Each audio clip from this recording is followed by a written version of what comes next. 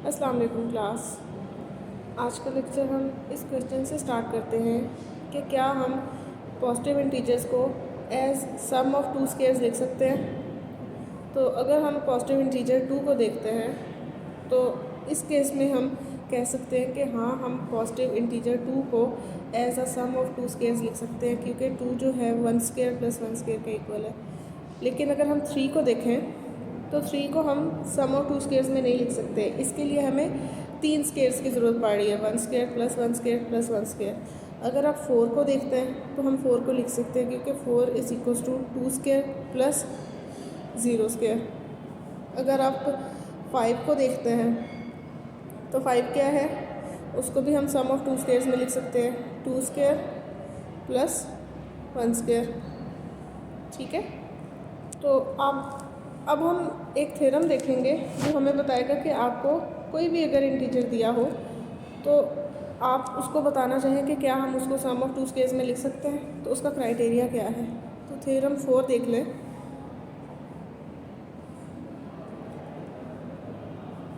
Theorem 4 है, a positive integer n greater than 1 can be written as the sum of two squares, कि कोई भी positive integer sum of two squares में लिखा जा सकता है। कब? If either n has no prime factor congruent to 3 mod 4, कि उसका कोई भी प्राइम फैक्टर जो है वो 3 mod 4 के कॉन्ग्रुएंट ना हो। कि जैसे अगर हम n की प्राइम फैक्टराइजेशन कर रहे हैं, से अगर p1 p2 अप टू सोन pk आ रही है इसकी प्राइम फैक्टराइजेशन, अब प्राइम की कोई पावर भी हो सकती है, तो हम उस पावर को r1 r2 up to Son r के ले लेते हैं। ठीक, अब ये थ्योरम कह रहा है कि इस n को हम as a sum of two integer squares लिख सकते हैं अगर इसके जो फैक्टर्स हैं p1 p2 और pk ये 3 mod 4 के साथ कॉन्ग्रुएंट ना हो।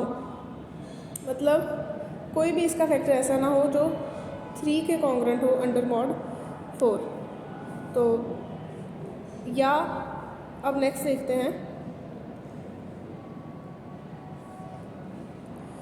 और if it has a prime factor congruent to 3 mod 4, कि अगर फर्स्ट किया उसका कोई प्राइम फैक्टर आ गया जो 3 mod 4 के कॉन्ग्रुएंट है, तो वो कहता है कि फिर भी हम इसको लिख सकते हैं as a sum of two square. लेकिन उसके लिए क्या कंडीशन फर्दर आ जाएगी, then it occurs to an even power in the prime factorization of n। तो जो प्राइम फैक्टर 3 के कॉन्ग्रुएंट आ रहे हैं अंडर mod 4, वो प्राइम फैक्टर उसका कोई स्केयर पावर आ रही हो, इवन पावर आ रही हो, सॉरी स्केयर पावर ना आ रही हो, इवन पावर आ रही हो। जैसे अगर आप एग्जांपल देख लें, ये नीचे हम एग्जांपल देखते हैं, उसकी मदद से आपको ये पूरा थ्योरम की स्टेटमेंट समझ आ जाएगी। एग्जांपल है कि हम देखना चाह रहे हैं कि 114, अगर हमने कोई भी एक आर्बिट्रेरी इंटीजर 114 ले लिया, आप भी कोई भी लेके चेक कर सकते हैं।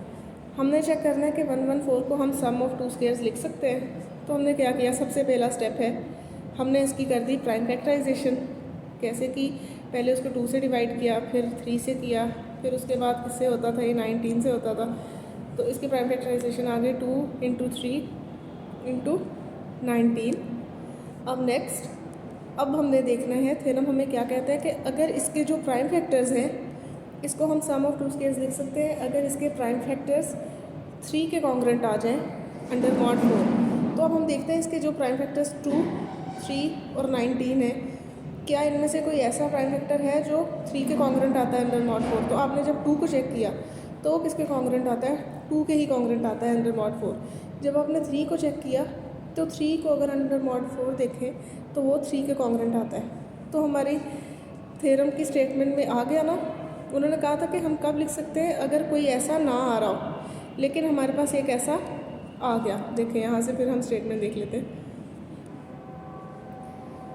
If either n has no prime factor congruent to 3 mod 4, तो उन्होंने कहा कि कोई प्राइम फैक्टर नहीं होना चाहिए जो 3 के कॉन्ग्रुएंट आए अंडर mod 4, लेकिन हमारे पास वो आ गया। उन्होंने कहा अगर आ गया तो आपने फिर क्या करना है, और if it has a prime factor congruent to 3 mod 4, अगर है तो क्या होना चाहिए, it occurs to an even power, तो इसकी पावर इवन होनी चाहिए। तो अब हम देखते हैं कि ये जो 3 कॉन्ग्रुएंट टू 3 आ रहा था, इसकी पावर क्या आ रही है? इस प्राइम फैक्टराइजेशन में इसकी पावर 1 आ रही है। देखें ये 2 की पावर 1 है, 3 की पावर 1 है और 19 की पावर 1 है। तो यहाँ 3 की पावर 1 आ रही है, लेकिन थ्योरम क्या कहता है कि इस 3 की पावर इवन होनी चाहिए। अगर तो इस 3 की पावर इवन नहीं है, इसका मतलब हम 114 को as sum of two squares नहीं लिख सकते। तो यही यहाँ बता दिया, but 3 does not occur to an even power, so 114 can not be written as sum of two squares. इसी तरह आपको कोई भी इंटीजर दिया गया हो, आप चेक कर सकते हैं कि उसको हम सम ऑफ टू स्केयर्स में लिख सकते। तो उसका क्राइटेरिया यही है कि आपने सबसे पहले उसकी प्राइम फैक्टराइजेशन करनी है, फिर उसके फैक्टर्स को चेक करना है कि अंडर मॉड 4 वो 3 तो नहीं देते। अगर वो 3 देते हैं तो फिर आपने देखना है कि वो 3 इवन पावर में आ रहा है कि ऑड में आ रहा है। अगर इवन में आ रहा है तो इसका मतलब हम अपने इंटीजर को as sum of two squares लिख सकते हैं। अगर ऑड में आ रहा है तो हम उसको नहीं लिख सकते। अब हम नेक्स्ट एग्जांपल कंसिडर कर लेते हैं। हमने एक्सप्रेस करना है 10 को as sum of two square. सबसे पहले तो आपने ये वेरीफाई करना है कि क्या हम 10 और 53 को as sum of two squares लिख भी सकते हैं कि नहीं। उसको वेरीफाई करने का क्या तरीका है? उसको वेरीफाई करने का तरीका है कि आपने देखना है कि क्या 10 के जो प्राइम फैक्टर्स हैं उनमें से कोई 3 के कॉन्ग्रुएंट तो नहीं आ रहा। तो अब इसके प्राइम फैक्टर्स क्या हैं? 2 और 5। तो 2 को अगर हम मॉड 4 में देखें तो 2 के कॉन्ग्रुएंट आता है, और 5 को अगर देखें तो वो 1 के कॉन्ग्रुएंट आता है।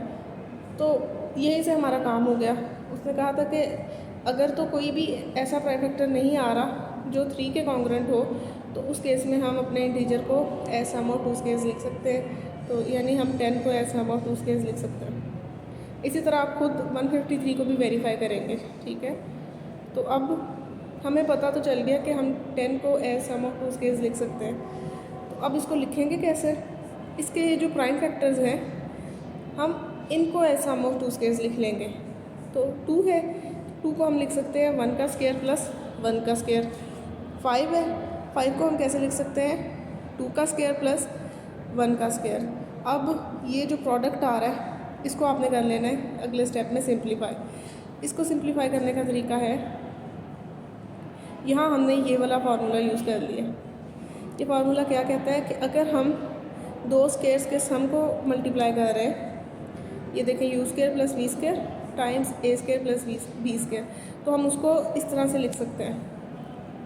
फर्स्ट और फर्स्ट इन दोनों को मल्टीप्लाई कर दिया, फिर वी बी इनको मल्टीप्लाई किया और इनका ले लिया स्केयर, प्लस अब v को a से मल्टीप्लाई करना है और u को b से मल्टीप्लाई करना है, और साथ में हमने साइन भी चेंज कर देना है। साइन अब हो जाएगा हमारा नेगेटिव और उसका स्केयर। तो यहाँ जब हमने ये आइडेंटिटी यूज़ की तो ये बन गया, अब u है हमारा 1 और a है हमारा 2, तो ये बन गया ua यानी 2 × 1 प्लस 1 × 1 उसका स्केयर प्लस 1 × 1 माइनस 1 × 2 उसका स्केयर। इसको ऐड किया तो ये क्या था 2 + 1 3, ये बन गया 3 स्केयर। ये क्या बना 1 - 1 सॉरी 1 × 2 2 है, 1 - 1 हो गया, ये बन गया -1 का स्केयर, या इसको हम लिख सकते हैं +1 का स्केयर, क्योंकि नेगेटिव साइन स्केयर की वजह से ख़त्म हो गया।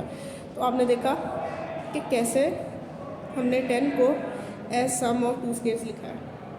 क्या स्टेप्स है दोबारा सुन लें। सबसे पहले आपने वेरीफाई करना है कि क्या हम अपने इंटीजर को as sum of two squares लिख सकते हैं। अगर हम लिख सकते हैं, उसके बाद अगला स्टेप होगा उसके जो प्राइम फैक्टर्स हैं उनको as sum of two squares लिख लें, क्योंकि उनको लिखना रिलेटिवली ईजी है। और वो लिखने के बाद आपने लगाना है ये वाला फार्मूला, और इस फार्मूला की हेल्प से आपने अपने इंटीजर को as sum of two squares लिख लेना है। इसी तरह हम 153 को भी सम ऑफ टू स्केयर्स लिख सकते हैं। क्या करेंगे? सबसे पहले उसकी की प्राइम सबसे पहले तो चेक करेंगे कि क्या हम उसको सम ऑफ टू स्केयर्स लिख सकते हैं।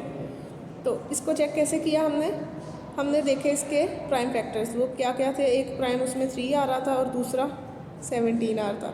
और आप जानते हैं कि 3 को अगर हम मॉड 4 में देखें तो वो 3 के ही कॉन्ग्रुएंट आता है। यानी हमें एक इंटीजर तो ऐसा मिल गया, तो इसका मतलब अब हमें अगली कंडीशन की तरफ जाना पड़ेगा।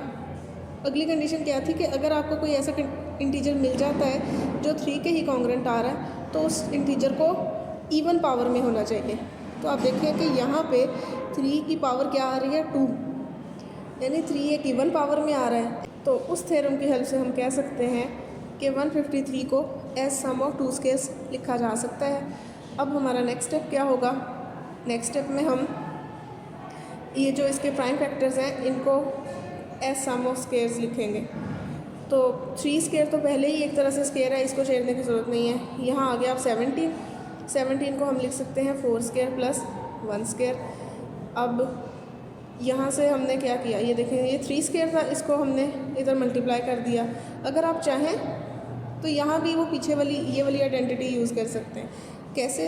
आप 3 स्क्वायर को लिख लें equal to 3 square plus 0 square. तो यहाँ पे ये हमारे पास हो जाएगा एक तरह से 3 square plus 0 square times 4 square plus 1 square. यहाँ ये आइडेंटिटी लगा दी तो हमारे पास ये वैल्यू आ गई 12 स्क्वायर प्लस 3 स्क्वायर। तो आपने देखा हमने 153 को कैसे सम ऑफ 2 स्क्वायर्स में लिख लिया। अब हम अपनी नेक्स्ट एग्जांपल की तरफ चलते हैं ताकि ये आपको और क्लियर हो जाए। तो अब हमने लिखना है 1105 को एज सम ऑफ 2 स्क्वायर्स। तो सबसे पहले आप वेरीफाई कर लेंगे कि क्या हम 1105 को एज सम ऑफ 2 स्क्वायर्स लिख भी सकते हैं कि नहीं। इस पर लगाएंगे आप थ्योरम 4। उसके बाद नेक्स्ट स्टेप क्या होगा, हम इसके प्राइम फैक्टर्स को लिख देंगे एज सम ऑफ 2 स्क्वायर्स। तो 5 को भी लिख दिया, 13 को भी लिखा और 17 को भी लिख दिया। अब हम क्या करेंगे, अब हम इनमें से पहले 2 पे लगाएंगे वो आइडेंटिटी, ये वाली।